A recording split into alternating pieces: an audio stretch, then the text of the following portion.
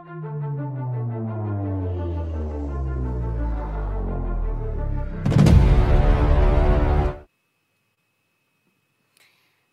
mga kababayan, kawawa na naman ang ating bansa. Nalungkot ako dito. Alam nyo, 2 o'clock pa lang na madaling araw, umihi ako.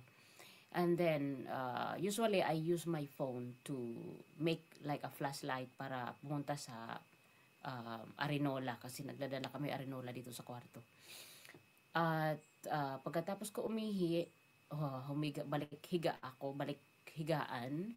Tapos nagpunta ako dito sa application ko sa cellphone na Bible. Binasa ko yung reading sa araw na ito. And then, pagkatapos ko magbasa ng reading sa araw na ito, nag-try ako pumunta sa YouTube kasi alam ko nakaschedule ngayon ang hearing ng Senate tungkol sa mga flood control anomaly. Pag bungad ko na lang ng phone ko, ang una kong nakita itong Dizar News.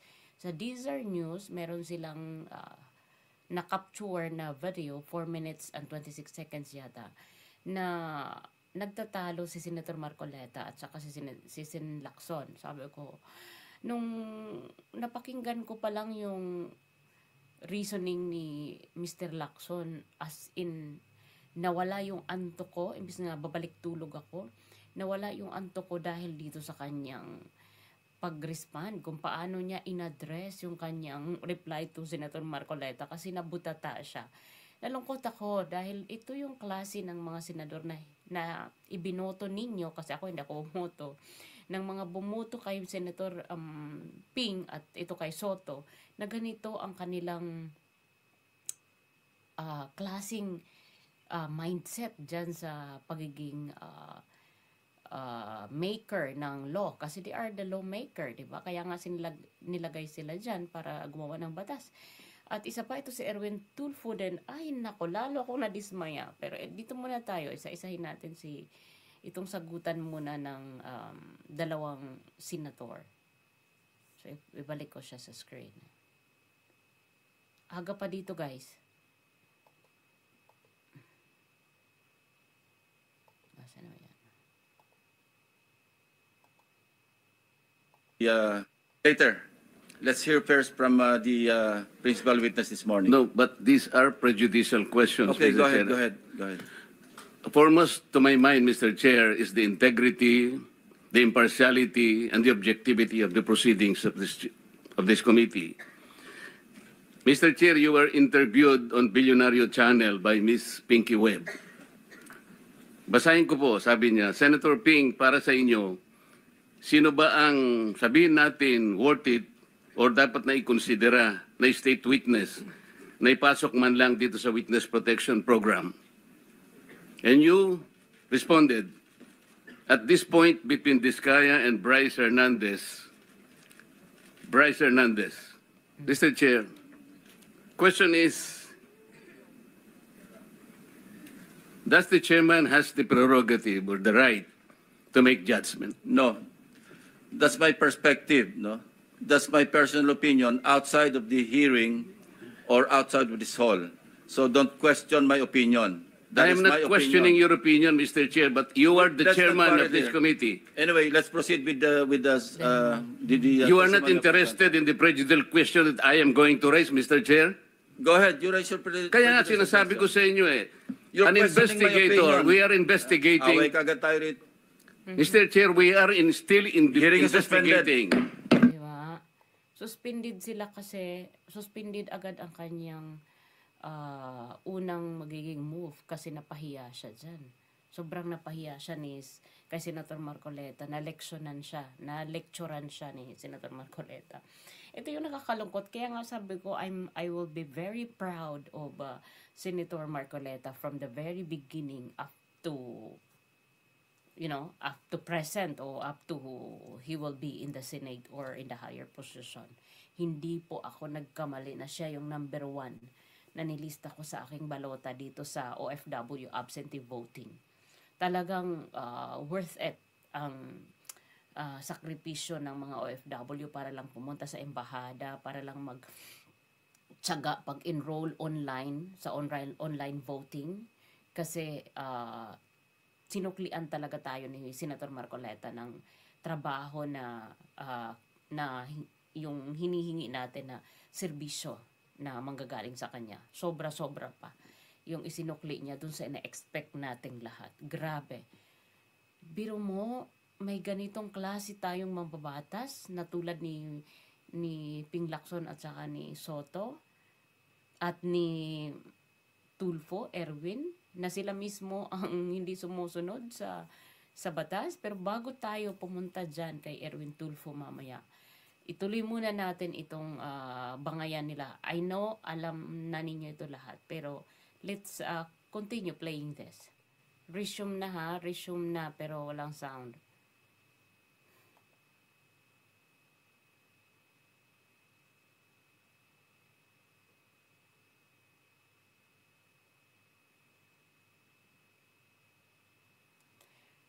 Diba? Nakakadismaya itong ating mga binoto.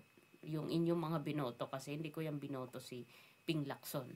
Dahil ganyan ang asta, hindi ka pwedeng magsalita kahit pa outside the Senate hearing yung kanyang opinion. He cannot conclude na si Bryce ang credible source o credible resource person, kasi there are still a lot of mga contractors na gustong magsalita. Hindi lang naman si Bryce at Diskaya ang mga contractors. So how can other contractors come out to present also their experience with this anomaly kung ang pinapanigan lang ni Senator Ping is si Bryce lang, dahil para sa kanya si Bryce lang ang credible.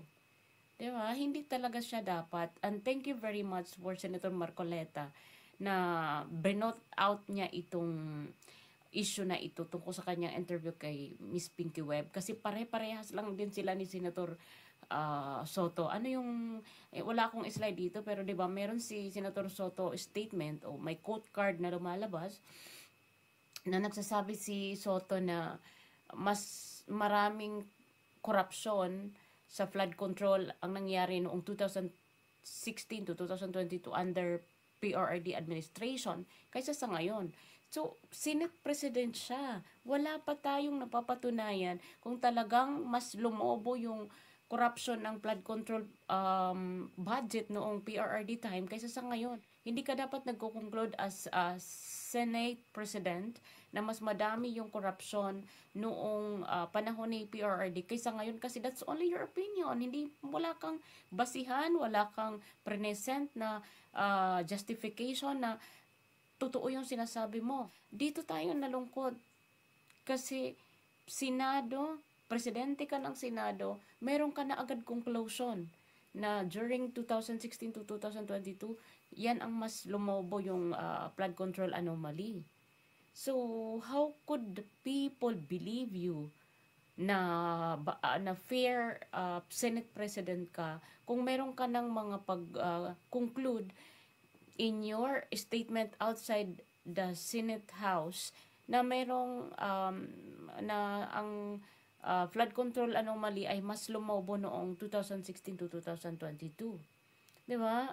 Hindi na kayo credible. Kahit irason nyo pa na this was done during my interview outside the Senate, still you are considered as a senator president. Another thing, guys, itong si Erwin Tulfo. Hindi ko alam kung nakikinig ko tayong lahat, yung sigaw ng taong bayan na libo-libo sa People Power Monument sa Luneta. Hindi lang po pagnanakaw, they were also shouting, ibalik yung pera nila. And I believe the Secretary of Justice heard that. And I believe Malacanang heard that.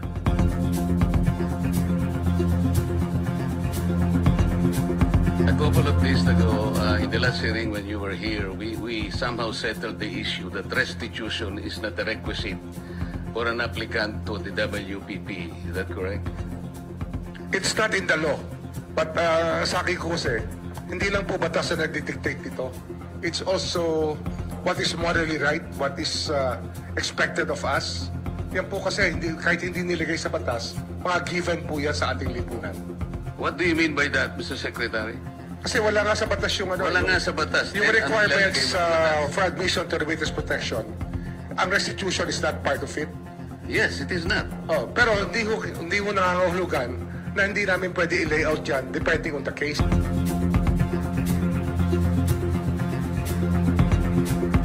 Na hindi namin pwede i-layout yan depending on the case. Mr. Secretary, I am still in the stage where a particular applicant wishes to apply under that program. And there is a process. In the process, restitution is not one of the requisites. Is that correct? Opo, pero if it's in terms of this Teka case muna. being a financial crime, sir, this is a crime against the Mr. Secretary. financial status of the Filipino people, of the Philippine Republic. I think that it's just right. Mr. that we ask- Secretary, are you amending the provision of... No, sir. No, sir. But that is how we run the Witness Protection Program.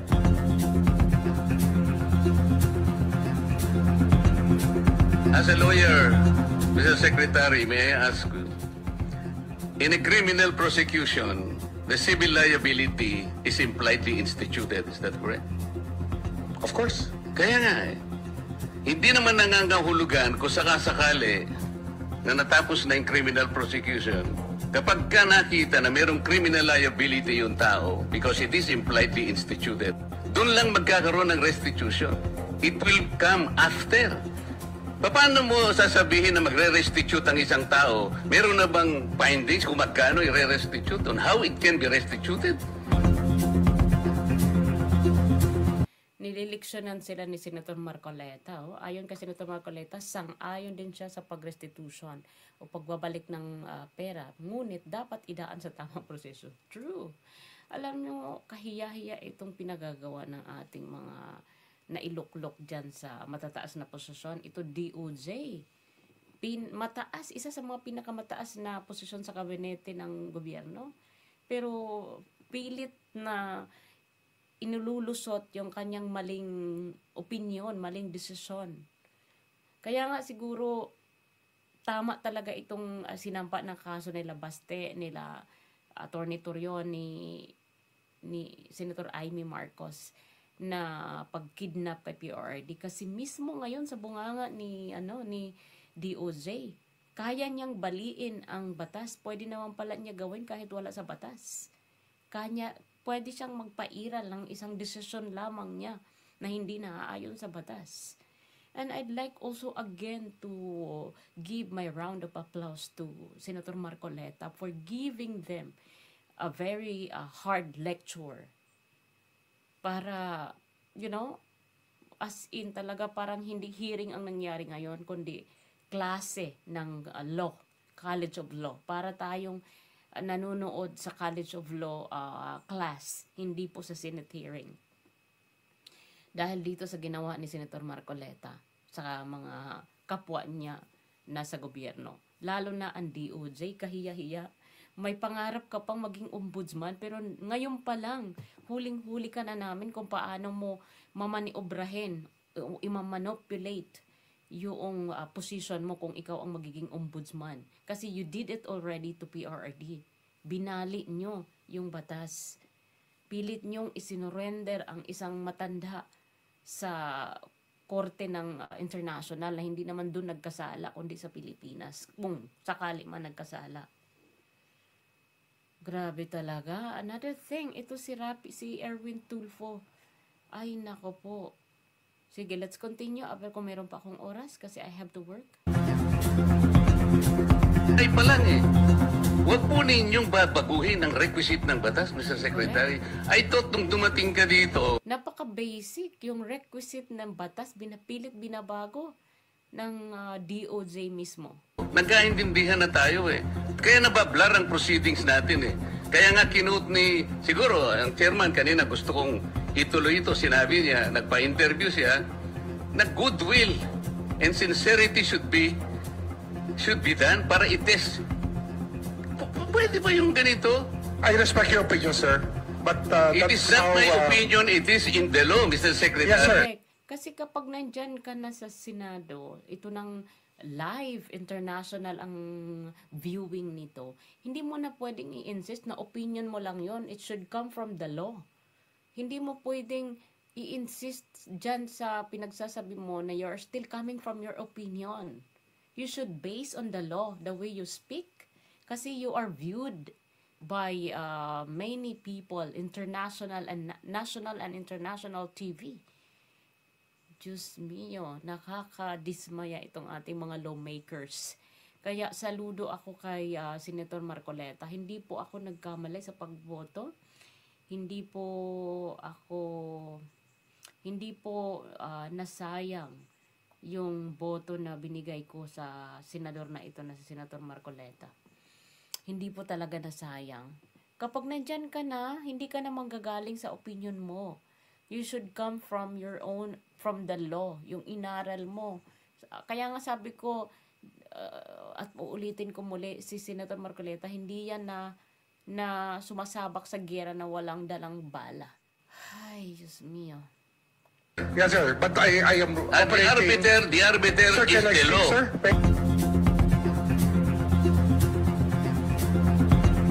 Can I speak, sir? Yes, you I'm are operating from the Senator Marcoleta, from the kindly allow vantage the point of the resource, reason sir. behind the law, sir.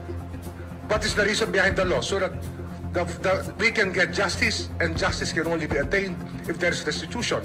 So that is the principle behind all of these things that we are talking about now. Mr. Secretary, restitution will come after. It cannot be. Sir, it can come before or after, sir. Kahit kami na hindi kami mga abogada, naiintindihan namin na ang paniningil, ang pagbabalik ng pera ng mga nakorap ng mga contractor ay after the process. Hindi pa natatapos yung investigation. Paano mo masasabi kung ilang bilyon ang isasauli ng mga diskaya ni Bryce at nila Alcantara kung ngayon mismo gusto mo na ipasauli? Ano yun? Magka-calculate ka? Mag-i-estimate ka lang ng gustong isauli? Pag sinabi mo, dahil ikaw on DOJ, oh Bryce, magsauli ka ng 1 million, that's enough. Lusot ka na. Hindi pwede. Ay, naku po. Nakakadismaya ito. Ang sarap panuorin to ng buo. Pero kasi papasok ako sa work. Pero let's continue a little bit more. It can come before or You after. cite the law that it come before. Wala nga po sa batas eh.